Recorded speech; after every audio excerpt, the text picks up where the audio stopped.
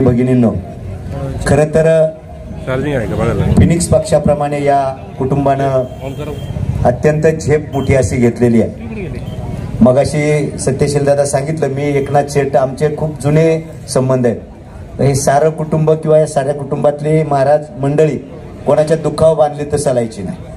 म्हणजे एकनाथ शेठ ज्या पद्धतीनं व्यवसाय हाताळतात त्यांच्या कुटुंबात, कुटुंब म्हणजे रामकृष्ण हरी वस्त्र भंडार हे कुटुंब, अनेकदा बोलताना ते सांगतात 4-6 महिन्यातून एकदा सगळी टीम दुकान बंद ठेवायचं. 4-5 9-10 युनिट आहेत, ती सगळी दुकानं बंद ठेवायची.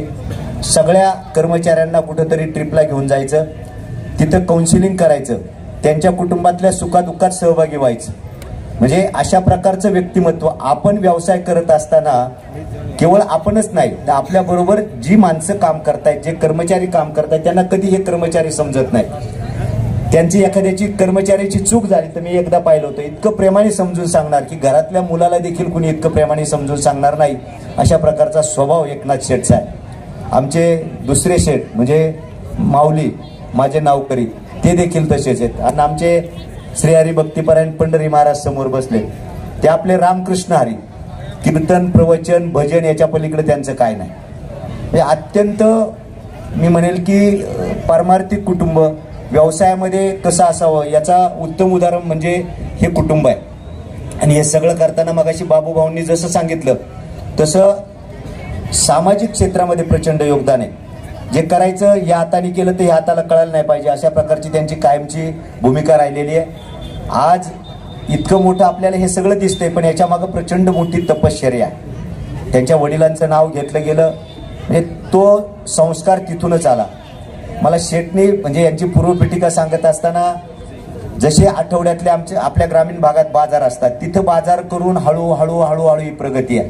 आज 50,000 स्क्वेअर फुटाचं हे वातानुकूलित शोरूम ज्या वेळेला उभं राहतंय, मला वाटतं उत्तर पुणे जिल्ह्यामध्ये एकही इतकं मोठं शोरूम नाही.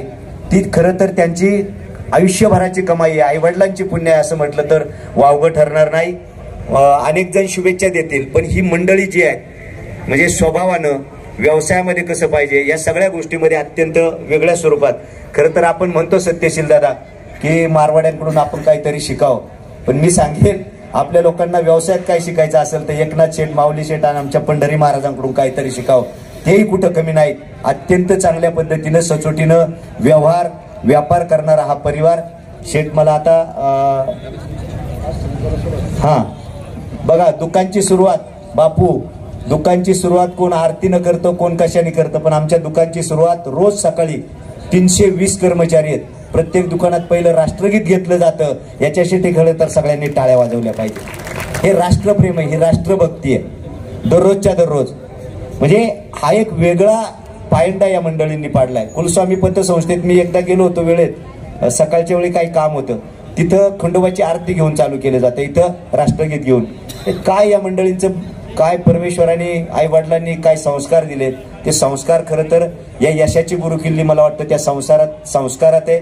आईवडिलांची पुण्याई आहे, कष्टाचं फळ आज त्यांना मिळतंय. शेठ माझी एकच विनंती आहे, आता आपण विकायचं ते तर चालूच राहील, पण आपल्याकडे आता ग्रामीण भागामध्ये टेक्स्टाईल इंडस्ट्री उभं राहणं गरजेचं आहे. आणि मला असं वाटतंय की तुम्ही 100% ही टेक्स्टाईल इंडस्ट्री उभी केल्याशिवाय राहणार नाही.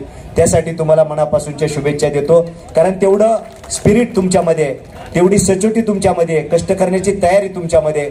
मला खात्री आहे की रामकृष्ण जसं कॉटन किंगचं स्वतःचं प्रॉडक्ट आहे बारामतीला, भविष्यामध्ये रामकृष्ण हरी म्हणून स्वतःचं प्रॉडक्ट, स्वतःचा कपडा आपला निर्माण व्हावा, अशा प्रकारच्या आपल्याला शुभेच्छा देतो.